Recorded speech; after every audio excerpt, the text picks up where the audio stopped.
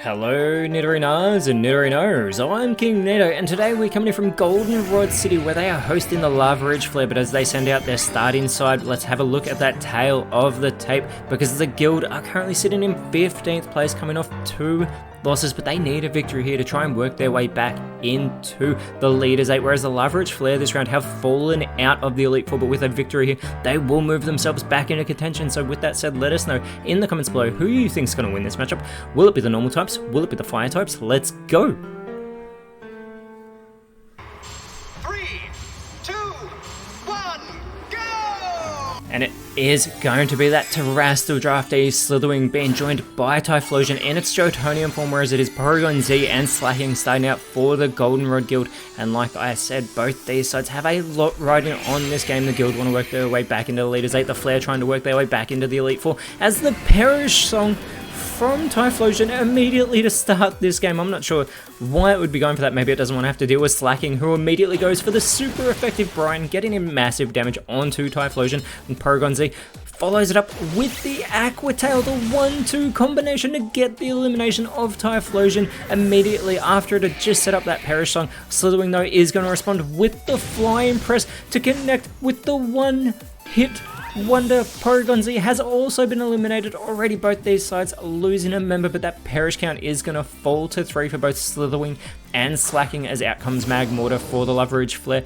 It is going to be Blissey coming out for the Goldenrod Guild, and there is that Truant ability coming into effect for Slacking, allowing Magmortar to go for the Charge Beam, intelligently focusing it in onto Blissey there, getting the special attack boost in the process after not doing very much damage. Slithering follows it up with the beat up, and this is going to connect for every remaining member of the Legendaries Flare, but it is going for Slacking, who does have that Perish song to contend with, and there's a critical hit in there for good measure, as well as there is those 5 connections from Slithering, as Blissey is going to go for the focus energy. And speaking of critical hits, this could be a critical play as Blissey is getting pumped, but there is that Perish count falling to 2 for both Slacking and Slithering, as Slacking is now going to go for the triple arrows onto Magmortar, getting massive damage, lowering that physical defense in the process, as Magmortar does respond with the Seed Bomb, continuing to focus in on Blissey, and Slithering also going with the Thunder Wave. This is going to leave Blissey with that paralysis. It's already the slowest on the field, but this may also make it unable to move if it cannot shake off that paralysis,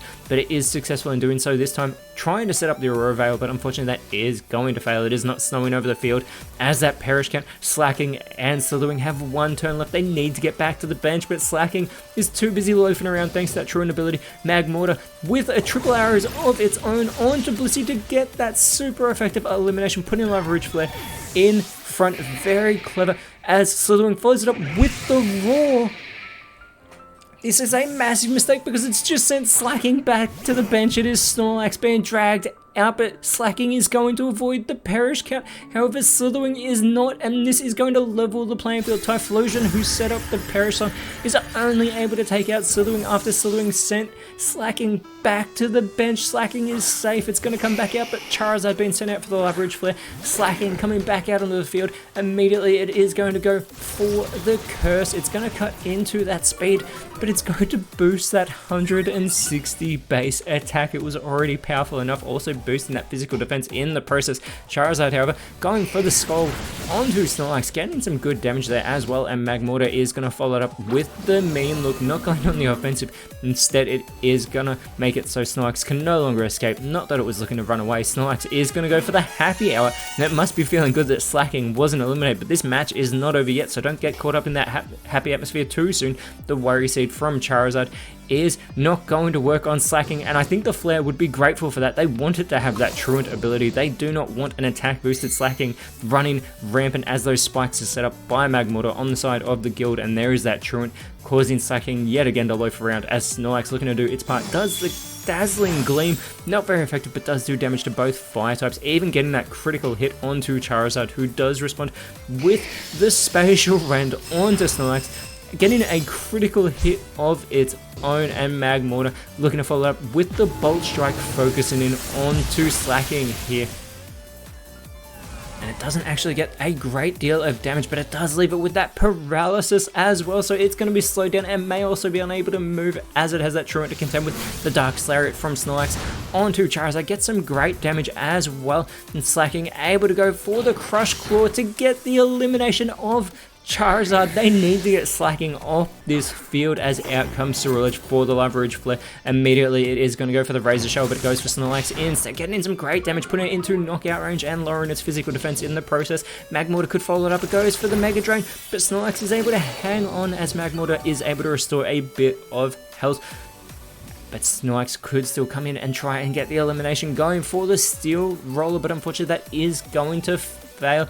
And that Truant ability yet again causing Slacking to loaf around, allowing the Flare to capitalize. Ceruledge with the Bullet Punch on to Slacking, who's able to tank that move. Magmortar though is going to follow up with the Jaw Lock. They're switching their focus to Slacking, who, as neither of these Pokemon can run away, but similar to Snorlax, they're not looking to go anywhere. Snorlax with the spin out, going for Magmortar, able to get the elimination with that not very effective move, cutting into its speed greatly, but it was already the slowest on the field, and Magmortar has been eliminated. Slacking follows it up with the Lumina Crash on to Ceruledge, getting some good damage, lowering that special defense of Ceruledge in the process. As the last Pokemon for the Flare, it is going to be Arcanine in its Hisuian form with that Intimidate, lowering the physical attack of both Snorlax and Slacking.